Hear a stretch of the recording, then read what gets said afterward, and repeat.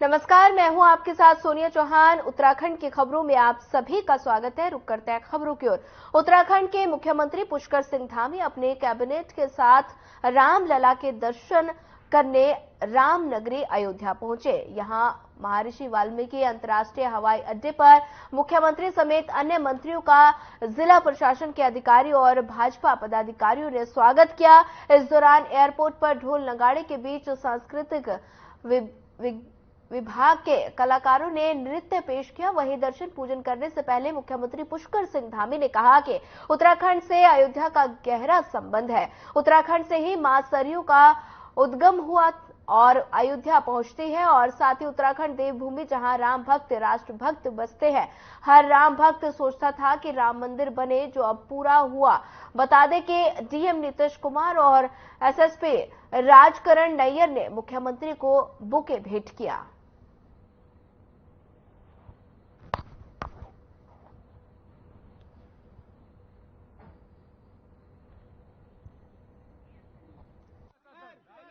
क्योंकि उत्तराखंड देवभूमि है, वहाँ राम भक्त हैं, राष्ट्र भक्त हैं और हर राम भक्त सोचता था कि भगवान राम का प्राण प्रतिष्ठा हो, उनका भव्य दिव्य मंदिर बने, भगवान वहाँ विराजित हो जहाँ उन्होंने जन्म लिया है। तो वो काम पूरा हुआ है और वैसे भी हमारे यहाँ से माँ सरयू निकलकर यहाँ पहुँचती हैं। रघुनाथ मंदिर देवप्रयाग में है, जहाँ पर पितृ यज्ञ भगवान राम जी ने किया था। तो हमारा बहुत गहरा संबंध है और उत्तराखंड के लोग हमेशा यहाँ आएंगे।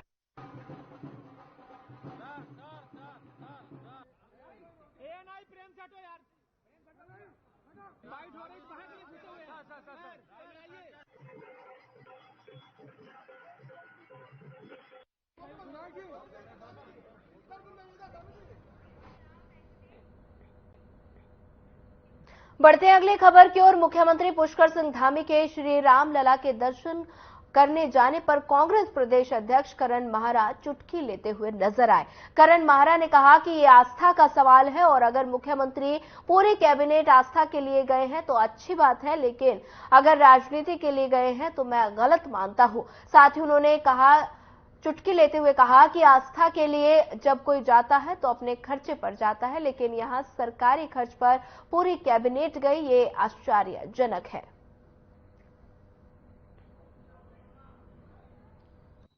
वो अयोध्या गए हैं और आस्था का सवाल है, क्योंकि गए हैं आस्था के लिए गए हैं तो अच्छी बात है, राजनीति के लिए गए हैं तो थोड़ा मैं गलत मानता हूं।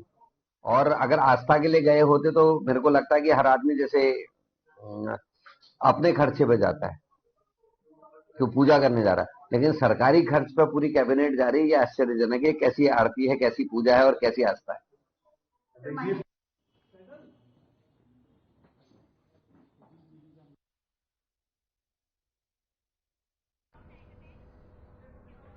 उत्तराखंड विधानसभा का बजट सत्र 26 फरवरी से 1 मार्च तक देहरादून विधानसभा में आयोजित किया जाएगा।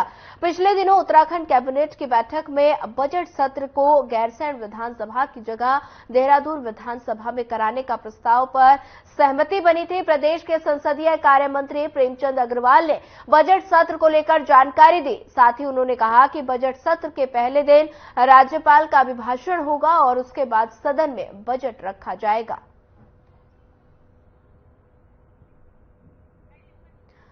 बता दें कि 26 फरवरी से शुरू होगा बजट सत्र। राज्यपाल के अभिभाषण से बजट की होगी शुरुआत और बता दें कि देहरादून में 26 फरवरी से शुरू होगा बजट सत्र। 1 मार्च तक बजट सत्र चलेगा। देखिए, 2 दिन की जो राष्ट्रीय परिषद की बैठक हुई, जिसे अधिवेशन का रूप दिया गया और हमारे उत्तराखंड से भी माननीय मुख्यमंत्री जी, माननीय प्रदेश अध्यक्ष जी, माननीय संगठन मंत्री जी, हम जैसे अनेकों लोग उसमें शामिल थे। और सबसे बड़ी बात ये है कि माननीय प्रधानमंत्री जी लगातार दोनों दिन वहां पे रहे, माननीय गृह मंत्री जी रहे, तमाम हमारे पार्टी के वरिष्ठगण उसमें थे। माननीय जगत प्रकाश नड्डा जी जो हमारे राष्ट्रीय अध्यक्ष हैं, उनकी अध्यक्षता में ये कार्यक्रम हुआ।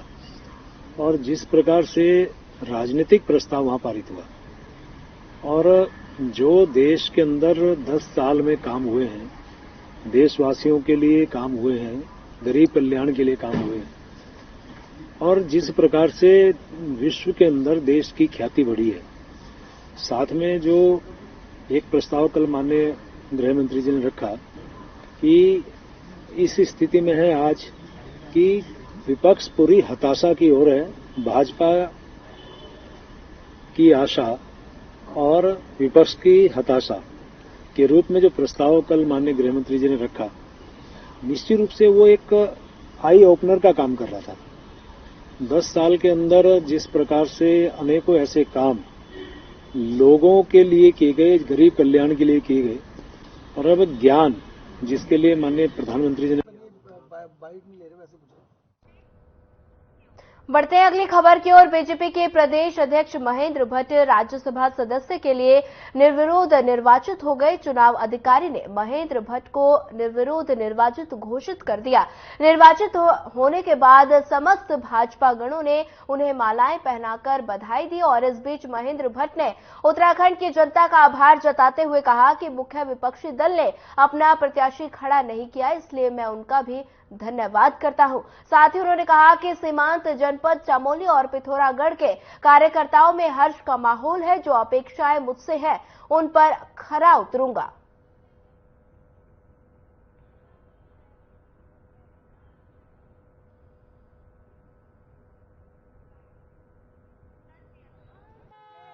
मैं उत्तराखंड की जनता के प्रति आभार व्यक्त करता हूं।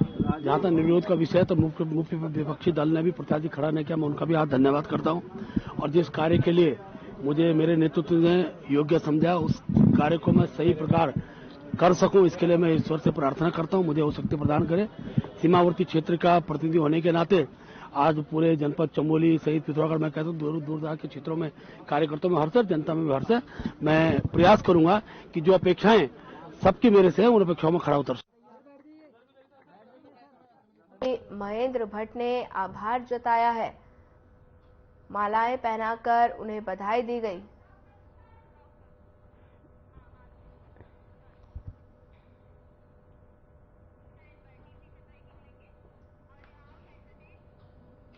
चलिए इस वक्त आपको बड़ी खबर से रूबरू करवा देते हैं। बड़ी खबर इस वक्त की देहरादून से। सीएम धामी की अध्यक्षता में कैबिनेट की बैठक। बड़ी खबर, अहम जानकारी आपको इस वक्त की दे रहे हैं। वित्तीय वर्ष 2024-25 के बजट पर लग सकती है मुहर। बड़ी खबर, अहम जानकारी, बेसिक शिक्षा नियमावली में हो सकता है संशोधन। बड़ी खबर, अहम जानकारी आपकी टेलीविजन स्क्रीन पर। लगभग 1 दर्जन से ज्यादा आ सकते हैं प्रस्ताव। बड़ी खबर, अहम जानकारी आपको दे रहे हैं इस वक्त की। लगभग 1 दर्जन से ज्यादा आ सकते हैं प्रस्ताव बेसिक शिक्षा। बड़ी खबर, अहम जानकारी, सीएम धामी की अध्यक्षता में कैबिनेट की बैठक। बड़ी खबर, अहम जानकारी आपको इस वक्त के दे रहे हैं। लगभग 1 दर्जन से ज्यादा आ सकते हैं प्रस्ताव बेसिक शिक्षा नियमावली। बड़ी खबर, अहम जानकारी आपको दे रहे हैं सीएम धामी की अध्यक्षता में कैबिनेट की बैठक। बड़ी खबर, अहम जानकारी देहरादून से।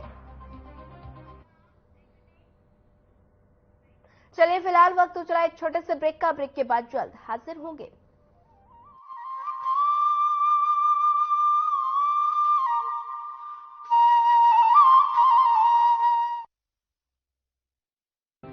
यूनिफॉर्म सिविल कोड यानी समान नागरिक संहिता विधेयक को राज्य विधानसभा में पारित कर पुष्कर सिंह धामी सरकार ने देवभूमि उत्तराखंड में इतिहास रच दिया। समान नागरिक संहिता उत्तराखंड 2024 विधेयक को पारित करने की मैं अनुज्ञा चाहता हूँ। विधेयक के पारित होते ही उत्तराखंड बन गया है स्वतंत्र भारत का पहला ऐसा राज्य जिसने संविधान निर्माताओं के समान नागरिक संहिता के लिए देखे गए स्वप्न को धरातल पर उतारने की दिशा में मजबूती से कदम बढ़ाए। 2 साल पहले मुख्यमंत्री धामी ने प्रदेश की जनता से समान नागरिकता संहिता कानून को प्रदेश में लागू करने का जो वादा किया था, उस वादे को पूरा करके प्रदेश सरकार ने अपने संकल्प को सिद्धि तक पहुंचाकर अपनी वचनबद्धता को बखूबी साबित किया। इस कानून में विवाह, तलाक, गुजारा भत्ता, उत्तराधिकार, गोद लेने जैसे मुद्दों को शामिल किया गया है। यह कानून सबको एक तरह से समानता का कानून है, सबको एकरूपता का कानून है, सबकी एकता का कानून है, सबका समान अधिकार का कानून है। भारत के संविधान के अनुच्छेद 44 में सभी नागरिकों के लिए समान कानून लागू करने की बात कही गई है। आने वाले समय में देश के अन्य राज्यों के लिए भी ये मील का पत्थर बनेगा। लिया था जो दृढ़ संकल्प, उसे पूरा किया। उत्तराखंड में यूसीसी विधेयक पारित किया।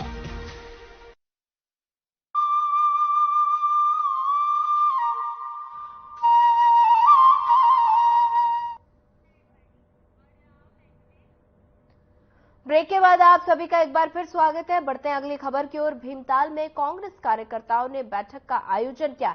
इस मौके पर यूथ कांग्रेस के वरिष्ठ नेता बैठक में शामिल हुए। आपको बता दें कि कांग्रेस का अभियान रोजगार दो न्याय दो तक तहत पहुंची और यूथ के प्रदेश अध्यक्ष ने कहा कि आने वाले चुनाव को देखते हुए कांग्रेस मजबूती से लड़ेगी। साथ ही उन्होंने कहा कि 2019 से 2022 में बता दें कि करीबन 1.5 लाख युवाओं को जो आर्मी, एयरफोर्स, नेवी में चयनित किए थे, बिना किसी विलंब के उनकी ज्वाइनिंग कराई जाए।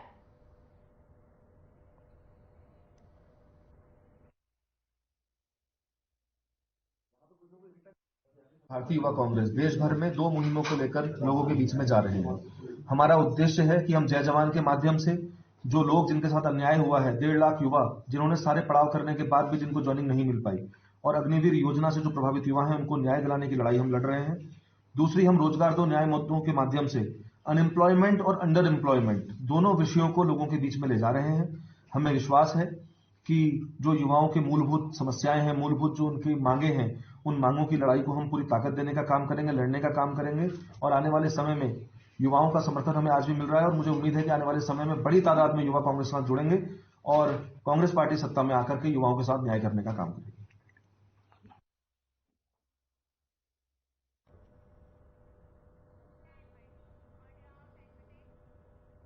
अगली खबर जसपुर से है, जहां पूरे देश में चुनाव की तैयारियां जोरों पर है।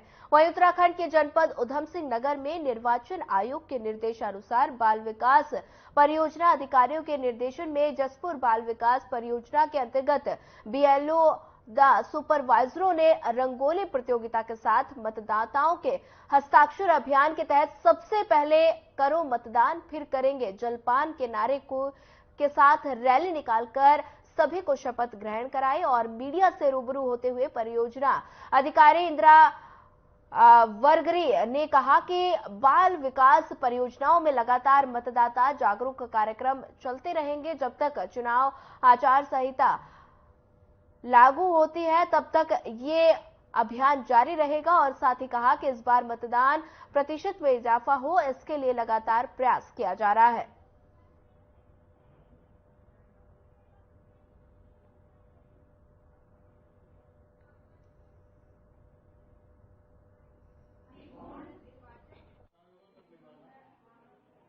जैसे कि हमारे आगामी चुनाव के लिए पूरे जसपुर ब्लॉक में महिला एवं बाल विकास विभाग के अंतर्गत जो है हमारी कार्यकर्तियों के माध्यम से जागरूकता अभियान जो चलाया जा रहा है, उसके तहत जो है हमने वार्ड नंबर 5 के एक सेंटर पे आंगनबाड़ी सेंटर पे कार्यक्रम का आयोजन किया गया, जिसमें महिलाओं की चौपाल लगाई गई और इस चौपाल के साथ साथ ही पूरे प्रोजेक्ट के अंतर्गत बीएलओ जितनी भी हमारी बीएलओ हैं, जितनी भी हमारी कार्यकर्ती हैं, उनको भी हमने महिला चौपाल लगाने के लिए हमने निर्देशित किया गया है। महिलाओं को अधिक से अधिक भागीदारी चुनाव में उनकी मतदान के लिए होनी चाहिए और जो जागरूक नहीं है उन्हीं महिलाओं को, उन्हीं किशोरियों को और जो निरक्षर महिलाएं हैं जो नहीं समझ पाती इसके महत्व को, उनको घर घर जाकर डोर टू डोर जाकर उनकी कैंपेनिंग करने के लिए उनको कहा गया है। तो इसी उद्देश्य को जो है पूरा करने की दृष्टि से आज यहाँ पर हमने महिलाओं की चौपाल लगाई गई, जिसमें कि हमारे यहाँ पर रंगोली अभियान के माध्यम से हमने महिलाओं को आकर्षित करने की कोशिश की गई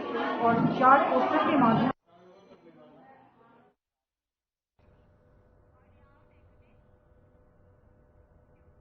सेक्टर मजिस्ट्रेट इंदु शेखर मंगाई ने 65 गदरपुर विधानसभा के सेक्टर 6 बूथ 13 स्थानों का निरीक्षण। इस दौरान सेक्टर मजिस्ट्रेट इंदु शेखर मंगाई ने कहा कि आगामी लोकसभा चुनाव की तैयारी अंतिम दौर पर है। गदरपुर विधानसभा के सेक्टर 6 में 13 बूथों का निरीक्षण किया गया। बूथों तक जाने वाली जर्जर सड़क का निर्माण किया जाएगा और इसके अलावा जो भी कमी होगी चुनाव से पहले उस कमी को पूरा कर दिया जाएगा।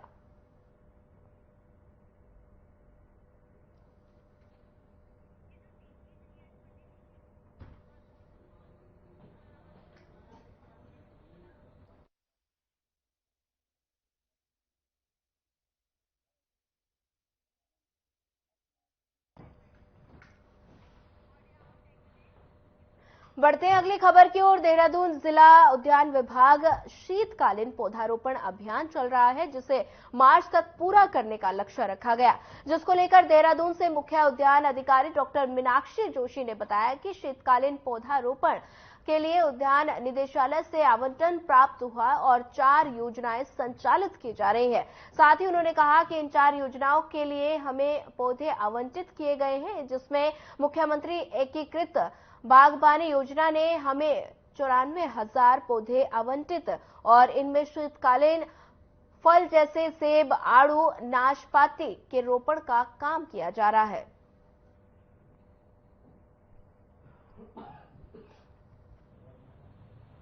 वर्ष अभी शीतकालीन प्लांटेशन हमारे यहाँ से किया जा रहा है। अभी निदेशालय से हमें आवंटन प्राप्त हुआ है, जैसे कि 3 स्कीम यहाँ पे हमारी संचालित है, जिला योजना और एक आपका मुख्यमंत्री एकीकृत बागवानी योजना और एक है आपका HMNH की योजना और निःशुल्क की योजना। तो इन 4 योजनाओं के तहत हमें पौधे अलॉट हुए हैं। जैसे कि मुख्यमंत्री एकीकृत बागवानी योजना में अभी 94,000 प्लांट्स हमें अलॉट हुए हैं और निःशुल्क में 27,000 के लगभग, और इसी तरीके से मिशन में 47,000 के लगभग पौधे हमें अलॉट हुए हैं। जो हमारे शीतकालीन पौधे हैं, जैसे कि सेब, आड़ू, कीवी और प्लम, नाशपाती, अखरोट, इनके पौधों का अभी ये सीजन है प्लांटेशन का, और अभी हम लोग इसको लगभग 15 मार्च तक हम लोग उम्मीद कर रहे हैं कि प्लांटेशन को हम पूर्ण कर लेंगे।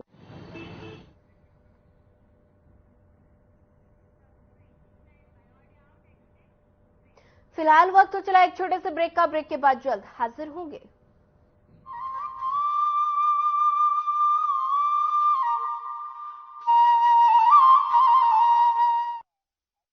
परिवार के एक सदस्य के लिए एक कानून हो, परिवार के दूसरे सदस्य के लिए दूसरा कानून हो, तो क्या वो घर चल पाएगा क्या? फिर ऐसी दोहरी व्यवस्था से देश कैसे चल पाएगा? हमें याद रखना है कि भारत के संविधान में भी नागरिकों के समान अधिकार की बात कही गई है। प्रधानमंत्री जी के मार्गदर्शन में उत्तराखंड के मुख्यमंत्री श्री पुष्कर सिंह धामी ने समान अधिकारों के संकल्प की सिद्धि में महत्वपूर्ण कदम बढ़ाकर एक नया इतिहास रच दिया है। आजादी के बाद देश का पहला समान नागरिक संहिता विधेयक उत्तराखंड विधानसभा में पारित हो गया है, जिसके साथ Uttarakhand uniform civil code bill pass करने वाला देश का पहला राज्य बन गया है। उत्तराखंड में एक ऐसे काम की शुरुआत हो रही है, एक ऐसा काम आगे बढ़ रहा है जिसकी प्रतीक्षा देश को लंबे समय से थी। इसमें जहां मैं अपने नेतृत्व का धन्यवाद करना चाहता हूं कि उन्होंने हमारा मार्गदर्शन किया, आदरणीय प्रधानमंत्री जी का, साथ ही साथ मैं उत्तराखंड की देवतुल्य जनता का भी मैं दिल से उनका आभार व्यक्त करना चाहता हूं, उनको प्रणाम करता हूं, नमन करता हूं। विधेयक में एक समान सामाजिक नियम लागू करके सभी भेदभाव और कुरीतियां समाप्त करने का प्रावधान है। विधेयक में सभी धर्म समुदायों में विवाह, तलाक, गुजारा भत्ता और विरासत के लिए एक ही कानून का प्रावधान है। समान नागरिक संहिता विधेयक लैंगिक समानता को बढ़ावा देने और सभी नागरिकों के लिए कानूनी प्रक्रिया को सरल और सुलभ बनाने में बेहद महत्वपूर्ण है। हर उत्तराखंड वासी को बराबरी का अधिकार दिलाने के लिए राज्य सरकार प्रतिबद्ध है। समान नागरिक, समान अधिकार।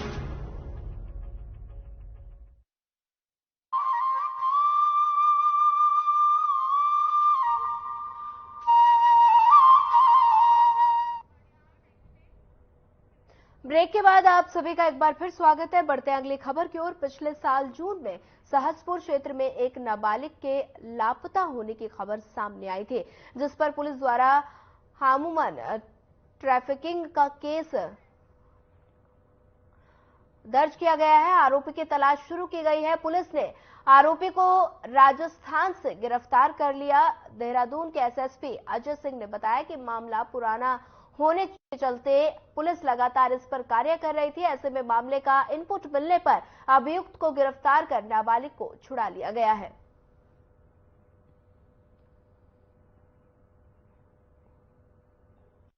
मामला दर्ज था थाना सहसपुर में और इस पर काफी लंबे समय से पुलिस प्रयास कर रही थी और बालिका को बरामद कर लिया गया, अभियुक्त को गिरफ्तार कर लिया गया। चूंकि मामला पुराना था और काफी संवेदनशील था और इस पर टीमें लगातार काम कर रही थी और राजस्थान पे इनपुट मिलने के बाद इसमें बरामदगी कर ली गई और अभियुक्त को इसमें जेल भेज दिया गया।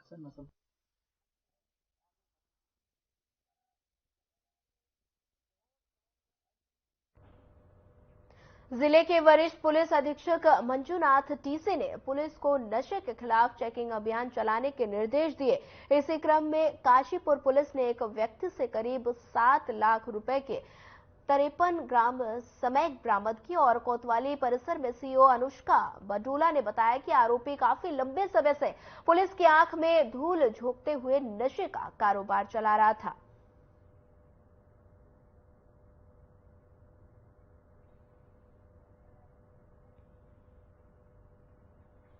पुलिस काफी चौकन्ना है। हम हर चौक चौराहे और बैरियर्स पे चेकिंग कर रहे हैं लगातार।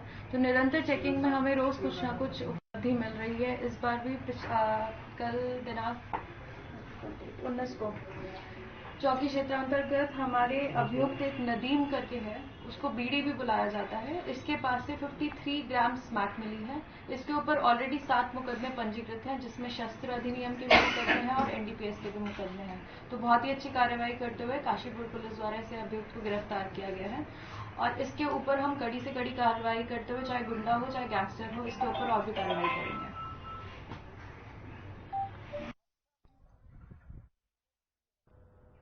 विकसित भारत संकल्प यात्रा के तहत नगर निगम ऋषिकेश परिसर में शिविर का आयोजन किया गया, जिसमें सभी विभागों के स्टॉल लगाए गए और साथ ही विभागीय अधिकारियों द्वारा कार्यक्रम में उपस्थित लोगों को सरकारी योजनाओं की जानकारी भी दी गई। इस दौरान निगम में सांस्कृतिक कार्यक्रम भी आयोजित किए गए। कार्यक्रम में स्वयंसेवी संस्थाओं, व्यापार मंडल, होटल एसोसिएशन, धर्मशाला, आश्रम संगठन, टैक्सी एवं यातायात संगठन समेत क्षेत्रीय जनप्रतिनिधियों, समाजसेवियों, स्कूली छात्र छात्राओं ने प्रतिभाग किया।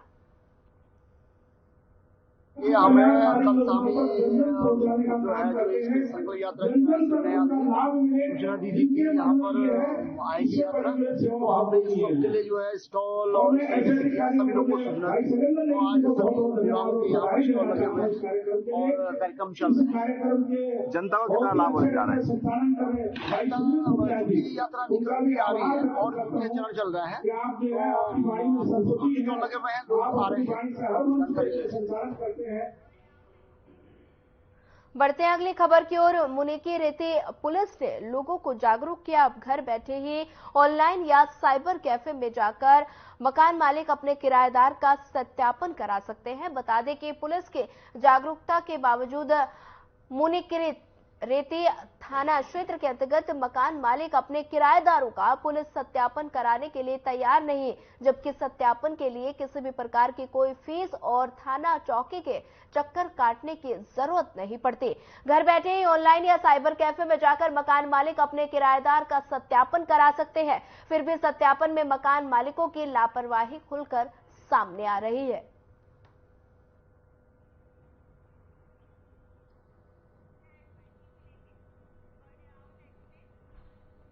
बढ़ते हैं अगली खबर की ओर। श्री देव सुमन विश्वविद्यालय का चतुर्थ विशाल समारोह पंडित ललित मोहन स्नातकोत्तर विश्वविद्यालय में आयोजित किया जाएगा और कार्यक्रम में उत्तराखंड के राज्यपाल गुरवेज सिंह मुख्य अतिथि के रूप में शामिल होंगे, तो वहीं मुख्यमंत्री पुष्कर सिंह धामी और कैबिनेट मंत्री धन सिंह रावत भी कार्यक्रम में हिस्सा लेंगे।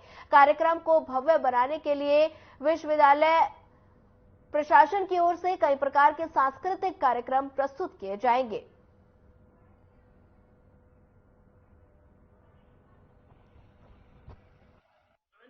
श्रीदेव सुमन उत्तराखंड विश्वविद्यालय का चतुर्थ दीक्षांत समारोह कल हमारे पंडित ललित मोहन शर्मा परिसर में आयोजित किया जाएगा और ये प्रोग्राम हम प्रातः 11 बजे प्रारंभ करेंगे और इसमें हमारे माननीय राज्यपाल और कुलाधिपति हमारे उत्तराखंड के लेफ्टिनेंट जनरल गुरमीत सिंह जी, वो इसके मुख्य अतिथि रहेंगे। और हमारे यशस्वी मुख्यमंत्री पुष्कर सिंह धामी जी इसमें अति विशेष अतिथि रहेंगे। और हमारे उच्च शिक्षा मंत्री डॉक्टर धन सिंह रावत जी इसमें विशेष अतिथि रहेंगे। और इसमें दीक्षांत समारोह में 19,849 यूजी एंड पीजी छात्रों को डिग्री दी जाएगी, कन्फर की जाएगी। और 69 छात्रों को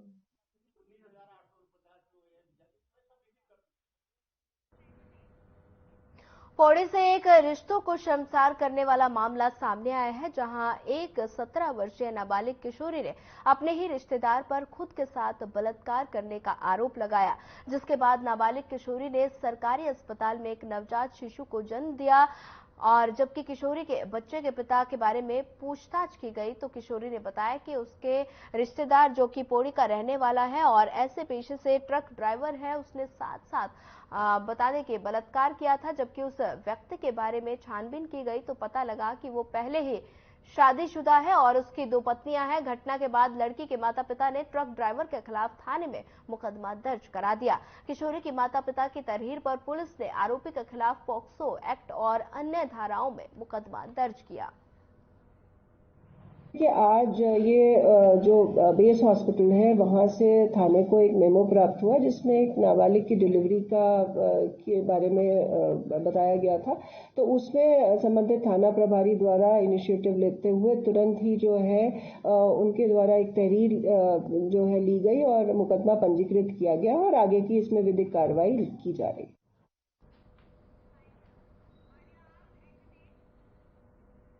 फिलहाल इस बुलेटिन में इतना ही। ज्यादा खबरों के लिए बने रहिए हमारे साथ। नमस्कार।